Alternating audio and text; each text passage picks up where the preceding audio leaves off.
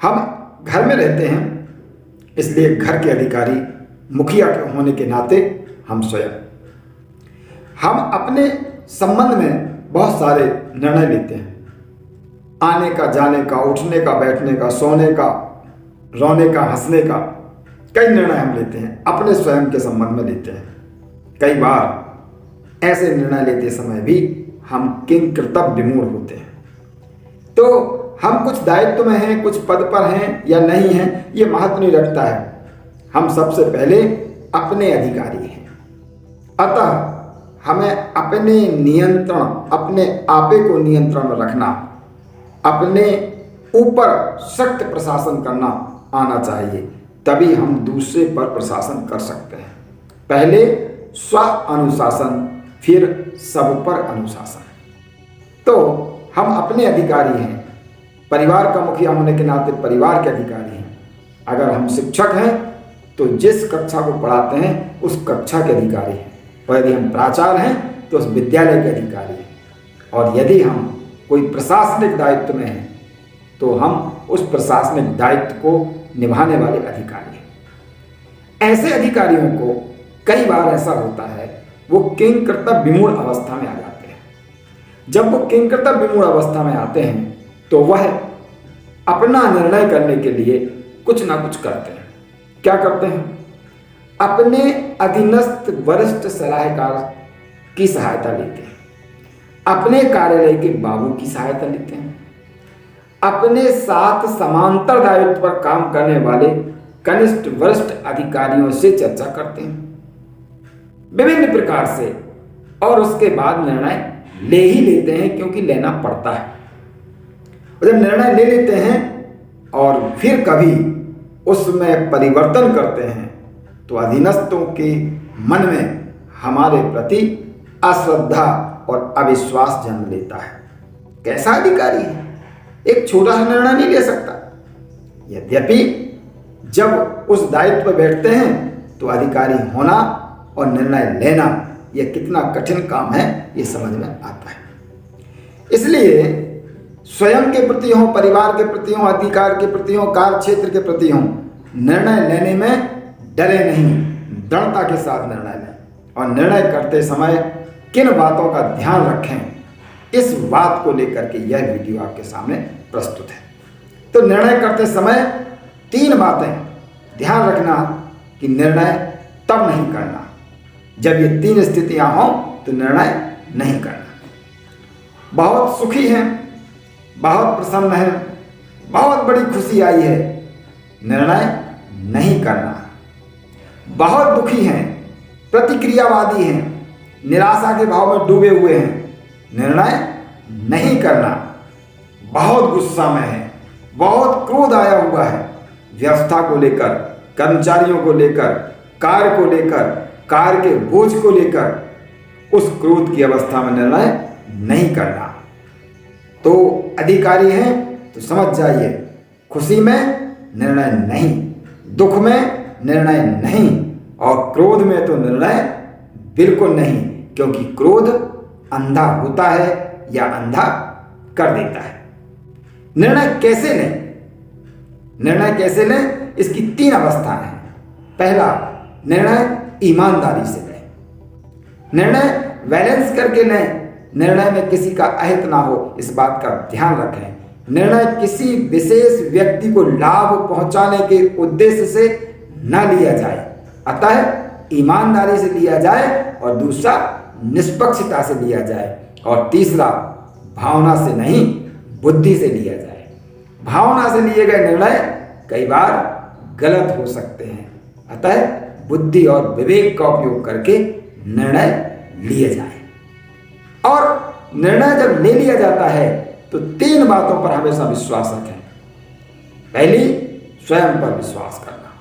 हमने जो निर्णय लिया है सही लिया है, हमने जो निर्णय लिया है उस पर हमारा दृढ़ विश्वास है, तो स्वयं पर विश्वास रखना, निर्णय के ऊपर दृढ़ रहना, इसका विश्वास करना, और फिर जो भी होगा देखा जाएगा। हमने तो ईमानदारी से लिया है, निष्पक्षता से लिया है, सही लिया है, अब जो करेगा भगवान करेगा, क्योंकि कार्य करना हमारे हाथ में था, परिणाम ईश्वर के हाथ में है। कर्मण्येवाधिकारस्ते मा फलेषु कदाचन।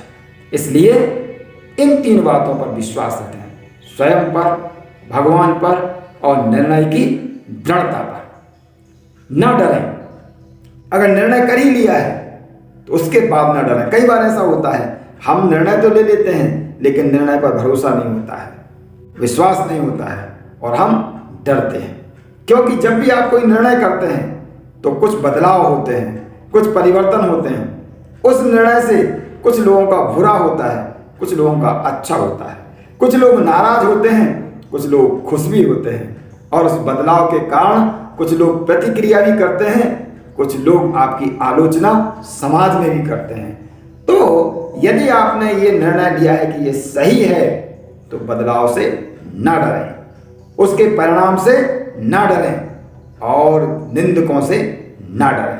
हमेशा ध्यान रखें, लिया गया निर्णय अगर निष्पक्ष है, ईमानदारी के साथ लिया गया है, बहुजन हिताय सर्वजन सुखाय लिया गया है और ऐसे निर्णय को लेकर के आप पूरी तरह विश्वास में हैं अपने आप के, तो जो भी बदलाव हो, परिवर्तन हो, उससे ना डरें, निंदकों से ना डरें और उसका क्या परिणाम होगा इससे ना डरें, क्योंकि परिणाम आपके हाथ में नहीं है। निर्णय लेने की अगर आपको आदत नहीं है तो यह शुरुआत कैसे करें? कई बार ऐसा होता है कि हम छोटी छोटी बातों में पूछ लगा लेते हैं। बुंदेलखंड में पूछ का बड़ा महत्व है, रामचरितमानस में पूछ का बड़ा महत्व था। कहते ना, हनुमान जी की पूछ में आग लगाती, कपि की ममता पूछ पर सबहि कहे समझाए, तेल बोरे और उसमें जो भी कपड़े बांध दिए जाए और उसका पावक दे लगाए। तो पूछने, हर चीज पूछना, मेरे से तो पूछे ही नहीं, मेरे को तो पता ही नहीं। कई बार ऐसा होता है कि अधिकारी को जो निर्णय लेना होता है उसके अधीनस्थों के अंदर भी ये भाव आ जाता है, मुझसे तो पूछे ही नहीं, मुझे तो विश्वास में लिया ही नहीं। अरे भाई, हमारा काम निर्णय लेना है, हम सबसे क्यों पूछते हैं? इसलिए अधिकारी को अधीनस्थों के अंदर इस बात की आदत बिल्कुल नहीं डालनी चाहिए कि बार बार उनसे पूछ करके निर्णय लिए जाए। तो अगर आपके अंदर निर्णय लेने की क्षमता नहीं है तो शुरुआत कभी ना कभी तो करनी पड़ेगी, आज ही कर दें। और निर्णय की शुरुआत 3 तरीके से करना। पहला, छोटे छोटे निर्णय लेना शुरू करिए। अपने संबंध में हो, कार्य के संबंध में हो, कार्यालय के संबंध में हो या लोगों के संबंध में हो, निर्णय छोटे छोटे लेना शुरू करिए।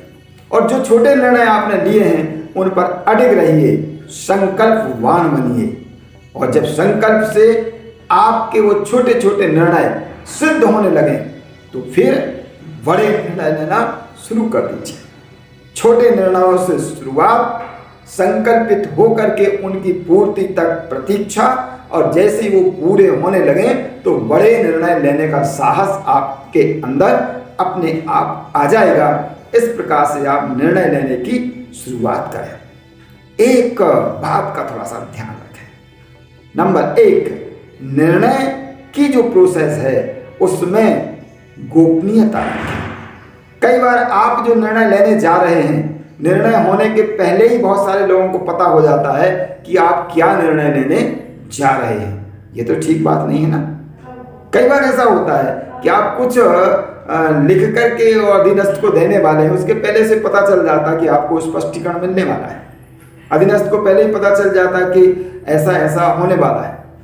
तो निर्णय होने के पहले वह इतना गोपनीय रहे कि आपके भाव से, आपकी भंगिमा से, आपके स्वभाव से, आपके क्रियाकलाप से पता नहीं चलना चाहिए कि आप किसके पक्ष में, किसके विरुद्ध, किस प्रकार का कौन सा निर्णय कब लेने वाले हैं। तभी तो आप अधिकारी हैं, नहीं तो आप में और कर्मचारी में अंतर क्या रहा।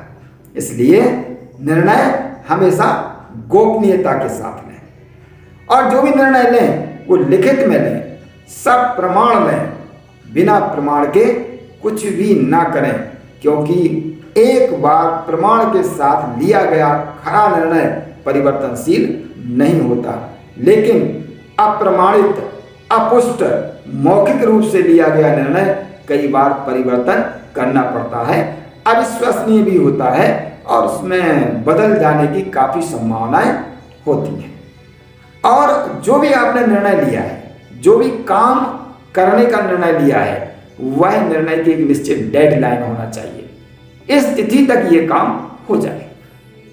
जरा विचार कीजिए, अगर प्रधानमंत्री जी जो नोटबंदी वाला फैसला है, वह फैसला 2-4 दिन पहले सबको बता करके उसके बाद लेते तो कितना अधिक मुद्रा का आगम निगम यहाँ से वहाँ हो जाता। वह अचानक लिया गया निर्णय कहीं ना कहीं लाभकारी सिद्ध हुआ और बहुत सारी अनियमितताएं होने से बच गईं।